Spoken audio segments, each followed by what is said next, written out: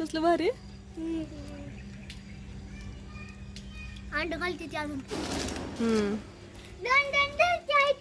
बाहेरच आहे मग ते बाहेरच दिसणार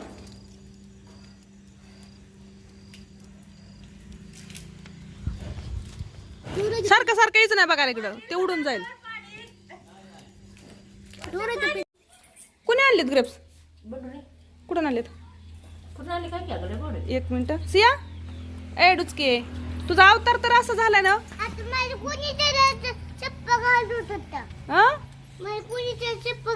कुणी घातली ग तुझी चप्पल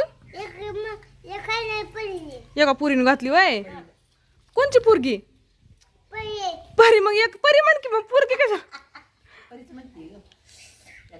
चला आंघोळ करायला आता अयो काय खरं नाही रे देवा तोंड बघ तुझं एकदा तोंड जायचंय लग्नाला आज आपल्याला अजून आहे की नाही नाही जायचं अगं जायचंय की हळदीला साधना काकीकडे जायचं नाही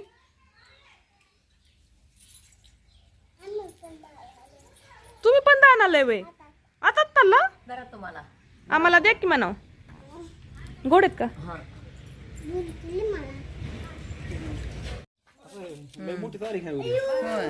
काम करते गे कॅम्पस सोडवायला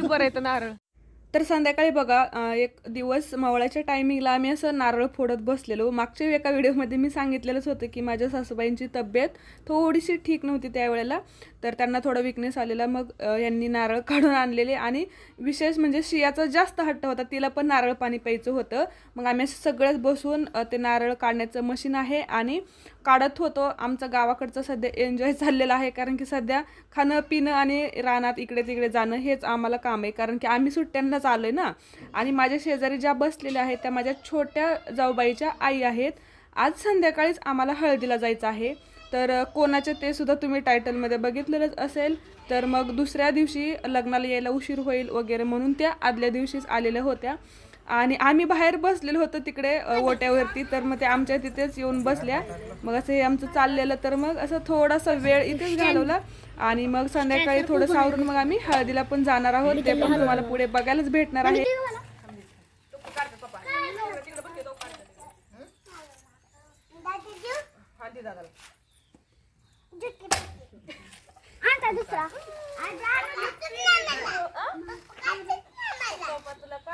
आजीला काढते त्याच्या आजीला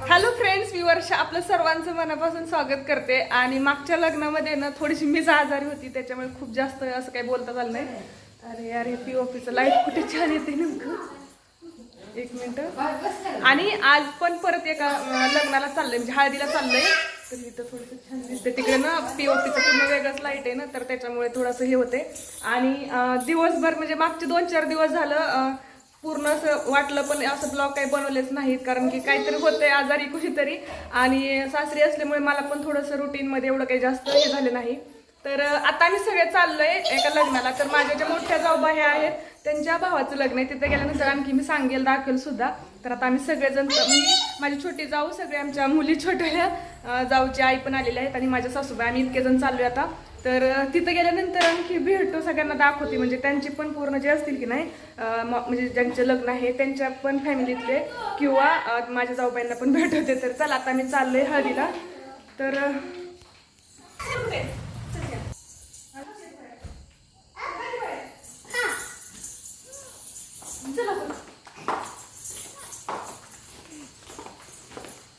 आणि आम्ही पोहोचलेलो आहे कार्यालयात आणि हे जाऊबाईंचे वडील आहेत म्हणजेच वर बाप, आणि ते आम्हाला बाहेरच भेटले. त्यामुळे त्यांना थोडंसं हाय करायला लावलं. त्यांच्या आई पण आहेत म्हणजे आई वडील दोघेही. तर त्यांनी छान मग आम्हाला आत घेऊन गेले आणि त्याच्यानंतर मग हळदीचे काही जे पण काही फंक्शन असतील ना ते तुम्ही पुढे बघा. मग सगळे हे नातेवाईक सगळे बसलेले वगैरे.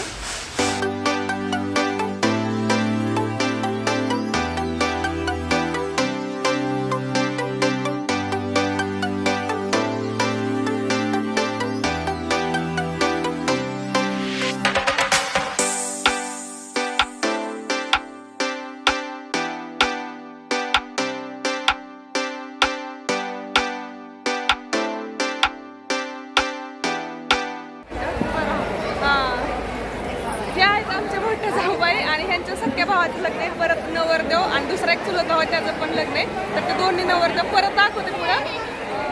म्हणजे हे अगोदरच आलेत ना इकडे माहेरी, त्याच्यामुळे घरी काही नव्हते ते. आणि आमच्याकडे सर्रास एकाच फॅमिलीमधले 2 लग्न एकत्र केले जातात. म्हणजे बऱ्याच भागात असं नसतं पण आमच्या भागात होतं. तर साखरपुडासुद्धा झालेला नव्हता. मग ते पूर्ण आहे तयारी आणि सगळ्या कुलवऱ्या.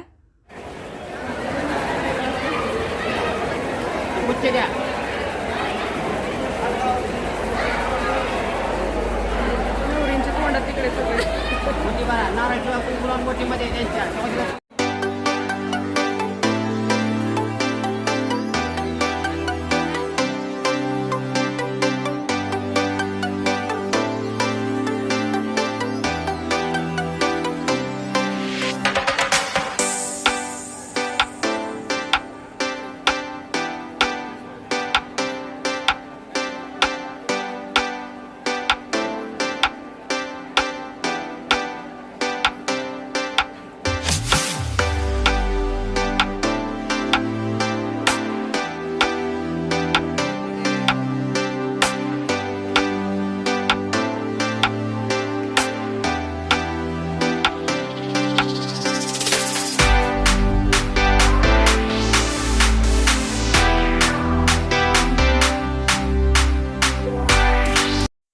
आणि आमच्याकडे असं बघा, नवरा आणि नवरी शेजारी बसून बसून हळदी लावल्या जातात. म्हणजे काही भागांमध्ये ना आपल्या आपल्या घरी म्हणजे नवरीला नवरीच्या घरी आणि मुलाला त्यांच्या घरी हळद लावली जाते.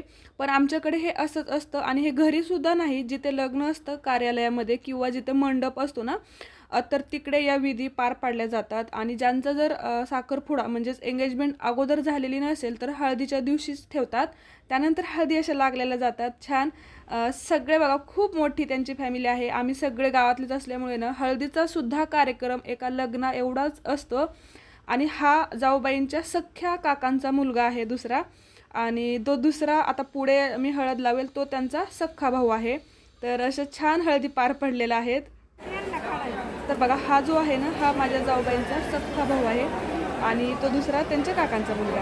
आणि इथे बघा मी हळद घेतलेली आहे, कारण की बघा आमच्याकडे जेमतेम हळदीच्या कार्यक्रमात थोडीशी चेष्टा मस्करी चालते.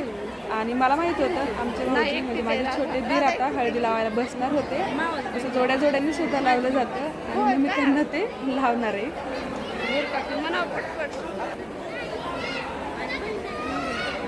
नाही नाही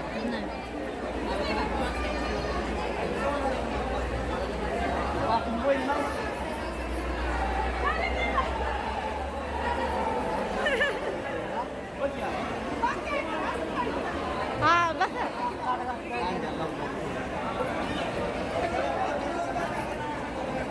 ए बस तू पण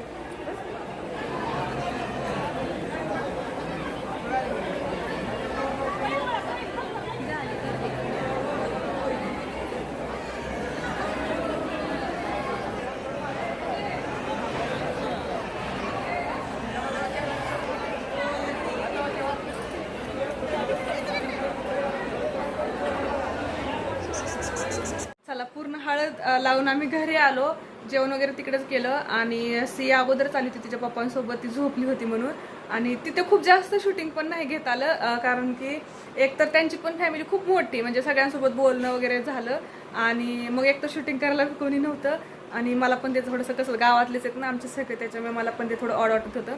पण ठीक आहे, जे पण मला मेन पाहिजे होतं ना हळदचं, तर ते सगळं झालेलं आहे. तर अशी म्हणजे माझ्या सख्या जाऊबाईंचा सख्खा भाऊ आणि त्यांच्या चुलत्याचा एक मुलगा, म्हणजे जशी माझ्या माहेरी माझी जॉईंट फॅमिली आहे ना तशीच त्यांची सुद्धा जॉईंट फॅमिली आहे 5 चुलत्यांमध्ये. त्याच्यामुळे त्यांच्या पण सख्या 2 चुलत भावांची अशी, म्हणजे सख्खा एक भाऊ आणि चुलत्याचा एक मुलगा, अशी 2 लग्न होती आणि त्यांची हळद होती. आणि त्या माझ्या सख्या जाऊबाई आणि गावातलंच त्यांचं माहेर असल्यामुळे ह्या गोष्टी तर यावेळेस आवर्जून मी आलेली होती, कारण की कसं राहतं मध्ये जर लग्न वगैरे असेल ना तर मग एवढं येणं होत नाही. पण यावेळेस सुट्ट्यांच्या निमित्ताने मी आलेली होती आणि मग अटेंड पण झालं लग्न.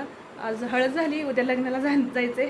तर हा व्हिडिओ इथं संपूयात. उद्या लग्नाचा जो असणार आहे तो सुद्धा मी थोडं तरी शूटिंग करेल. तर चला बाय.